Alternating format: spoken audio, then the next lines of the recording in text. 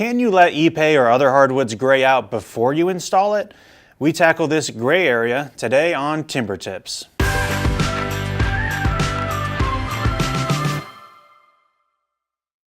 Working at TimberTown over the years, a topic that gets brought up by architects and builders is how to achieve the natural patina look of Ipe from the beginning of a project.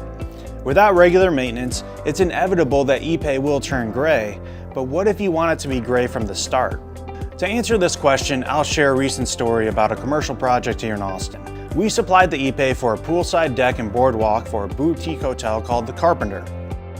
During construction, we were also asked to supply the Ipe for additional parts of the project. The reason additional Ipe was needed was because a previous supplier had tried to pre-silver some of the boards in order to achieve the look that the client wanted.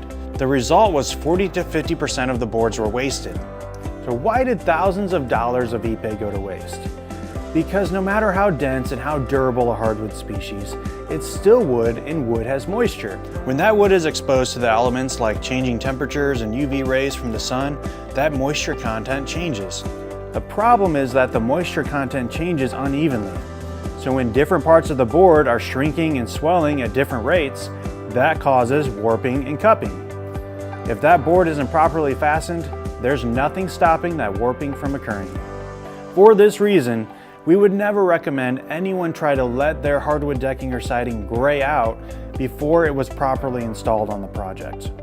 With a little patience and help from the sun, your hardwood decking or siding will gray out long before it requires any maintenance.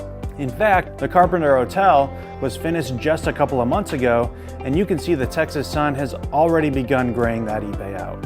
To learn more about the Carpenter Hotel or to see other projects that have gone gray and look beautiful, be sure to check out our links in the description below. Next week we talk Ipe alternatives. Are there any?